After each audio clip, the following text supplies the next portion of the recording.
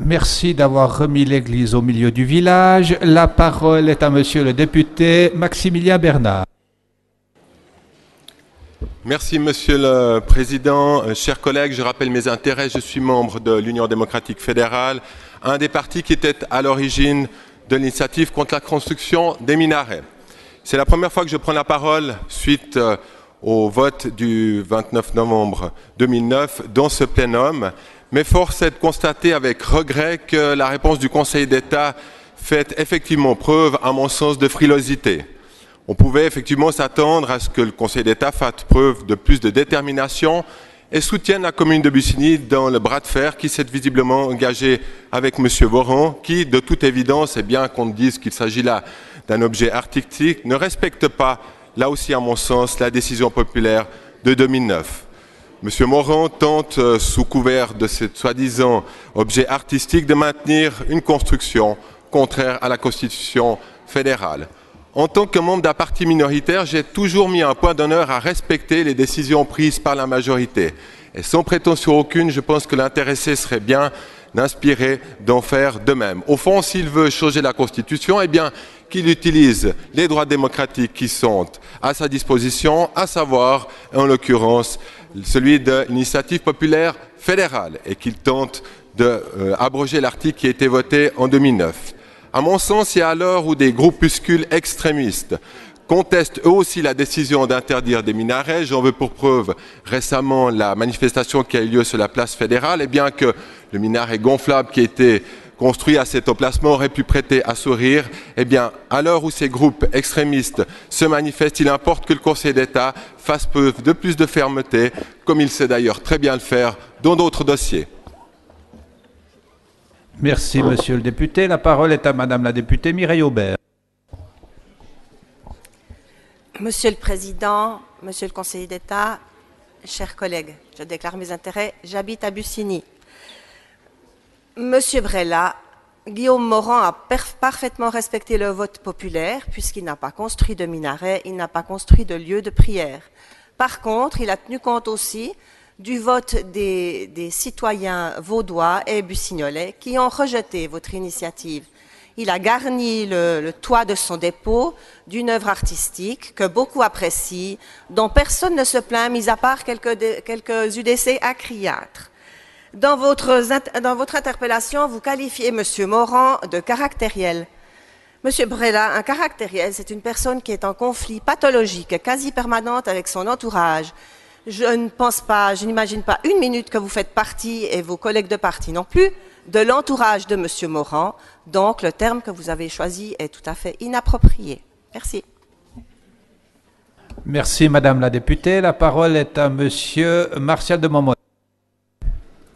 Monsieur le Président, Monsieur le Conseiller d'État, chers collègues, je déclare aussi mes intérêts. Je suis aussi bussignolais et également conseiller communal. Je suis assez étonné de cette interpellation. Cette construction n'est pas un édifice religieux. Nous n'entendrons donc jamais à Bussigny le chant du muezzin. Par contre, nous entendons clairement le ramdam qu'essaye de faire l'UDC là autour, avec une pétition au niveau communal, maintenant une interpellation.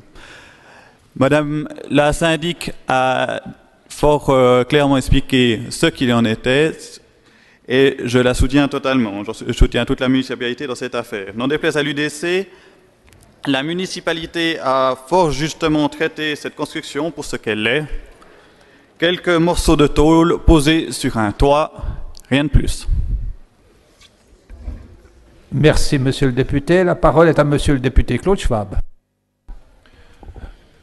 Monsieur le Président, Monsieur le Conseiller, j'avais demandé la parole avant, mais je peux dire, dans la foulée de mes deux prédécesseurs, je pose la question suivante. Vous connaissez tous le tableau de Magritte. Ceci n'est pas une pipe. Ceci est-il un minaret? De même que l'habit ne fait pas le moine, le minaret ne fait pas la mosquée. Merci, monsieur le député. La parole est à monsieur le député Philippe Villemin. Oui, Monsieur le Président, pourrais-je apporter une toute petite précision d'ordre médical? Le caractériel Il y en a tout plein dans cette salle, parce que c'est une qualité pour réussir dans la vie politique. Donc c'est pas forcément une pathologie. Je parle de nous, bien entendu, je parle pas du sujet en question, mais je voulais le préciser, le caractériel est en règle générale un sympathique gaillard ou une femme de sorte qui défend ses idées avec véhémence et pertinence. Merci pour ces précisions. La parole est à Monsieur François Brella. Monsieur le Président, Mesdames, Messieurs, juste pour dire que cette interpellation n'aurait certainement pas été déposée si, en juin dernier, le Conseil communal de Bussigny n'avait pas classé purement et simplement une pétition sur le sujet. D'autre part, je répète que nous sommes maintenant dans une affaire de police des constructions. Il serait également souhaitable que Madame la syndic de Bussigny nous dise où en est cette affaire devant les tribunaux, puisqu'elle est devant la Cour de droit administratif et public. Et puis, y aura-t-il prochainement une mise à l'enquête? Nous sommes toujours au Grand Conseil vaudois et non au Conseil communal de Bussigny. Néanmoins, je donne la parole à sa syndic, Madame la députée Claudine Vissa. Je vous remercie, Monsieur le Président. Vous avez dit exactement ce que je voulais dire. Il s'agit là d'une ingérence dans la compétence communale et je ne vais pas expliquer ici les détails de la procédure de ce qui se passe à Bussigny. Je peux vous dire, et c'est ce que j'ai déjà dit, nous suivons l'affaire selon les règles en vigueur. Monsieur Brella, allez-y. Simplement pour rappeler qu'un certain nombre de personnes de Bussigny aimeraient être renseignées sur cette affaire. La parole n'étant plus demandée dans la salle, je la donne à Monsieur le conseiller d'État Philippe Lebas. Merci Monsieur le Président, Mesdames et Messieurs les députés. Ni le regretté conseiller d'État Jean-Claude Mermoux, auteur de la réponse, ni celui qui vous parle, ni le reste du Conseil d'État n'a souhaité adopter une position frileuse de cette question. Il a simplement respecté les institutions de ce pays et il entend que chacun fasse de même. Lorsqu'il y a une compétence communale, celle-ci doit être exercée par la commune. C'est ce qui est fait dans le cadre, dans le cas qui nous concerne. Donc la municipalité de Bussigny a pris les mesures nécessaires. Elle a fait preuve d'autorité, je dirais, je me réjouis en la matière, de la mesure où elle entend faire prévaloir les règles qui régissent l'ensemble des constructions dans ce pays. Et c'est bien comme cela. Puis finalement, je me permettrai deux remarques sous forme de boutade. D'abord, le Grand Conseil n'est pas l'autorité de recours des décisions du Conseil communal de Bussigny, fort heureusement. Je pense que vous auriez beaucoup de choses à faire. Et puis deuxièmement, j'espère que la photo en question n'a pas été prise depuis l'autoroute après avoir arrêté son véhicule, parce que ça constituerait une infraction. Et j'aimerais pas que le Grand Conseil et le Conseil d'État soient contraints d'exercer la police de l'autoroute, séance tenante. Merci, Monsieur le Conseiller d'État. Nous en avons donc terminé avec ce point de l'ordre du jour. Monsieur Glutz, vous avez la parole. Monsieur le Président, Monsieur le Conseiller d'État, chers collègues, finalement, c'est bien joli de rire. C'est bien joli de soutenir finalement la seule personne qui est responsable de cette histoire. C'est la seule personne qui n'a pas respecté la loi, qui n'a pas respecté la Constitution. Alors c'est pas très chouette, je trouve, de se moquer de quelqu'un qui intervient auprès de la population pour avoir un éclaircissement, pour obtenir un soutien sur un objet illégal. Et j'aimerais quand même vous rappeler que si jamais un objet de 8 mètres de haut se détachait pour une raison ou pour une autre, eh bien je pense que vous auriez vraiment fini de rigoler. Monsieur le conseiller d'État, vous êtes interpellé, vous pouvez répondre. Je ne veux pas allonger les différents prêches que j'ai entendus ce matin dans cet hémicycle. Non, monsieur, non, mon préopinant, non. Il y a des législations qui s'appliquent, des autorités compétentes pour faire respecter les législations en vigueur.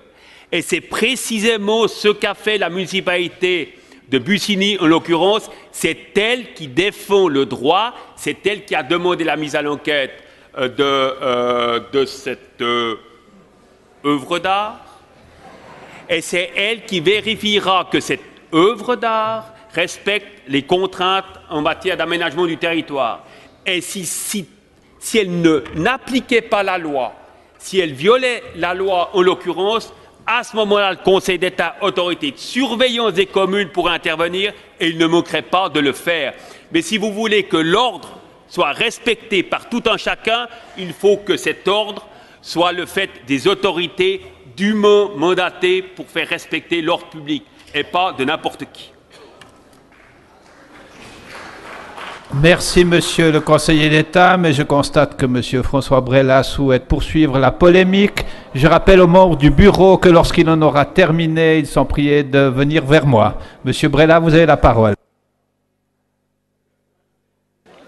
Monsieur le Président, Mesdames, Messieurs, deux choses. La première, c'est que le Président devrait faire preuve d'un minimum d'objectivité dans ses remarques. Et la deuxième, si la municipalité de Bussigny avait vraiment pris le taureau par les cornes le 29 novembre 2009, on n'en serait pas là. Monsieur Félix Glutz, vous avez la parole. J'aimerais aussi ajouter que lorsqu'il y a quelques mois, les autorités demandaient la démolition d'une ferme par un paysan qu'il avait construite sans demander des autorisations, la gauche a voté à l'unanimité pour qu'elle soit démolie. Aujourd'hui, alors que ce monsieur Morand, avant de construire son œuvre d'art, aurait dû demander l'autorisation, faire mettre à l'enquête. Or, la gauche, qu'est-ce qu'elle fait? Elle applaudit l'illégalité de ce monsieur qui n'a pas mis à l'enquête, donc qui n'a rien obtenu du tout, il n'aurait même pas eu le droit de la construire. Et puis, elle applaudit aussi le fait qu'on empêche un paysan de garder une ferme qu'il avait juste restaurée pendant des années. Je trouve cette incohérence vraiment détestable. Monsieur le député, ces propos n'engagent que vous. Je constate que la discussion n'est plus demandée et nous en restons là pour ce matin. Je vous souhaite un excellent appétit et rappelle aux membres du bureau de venir vers moi.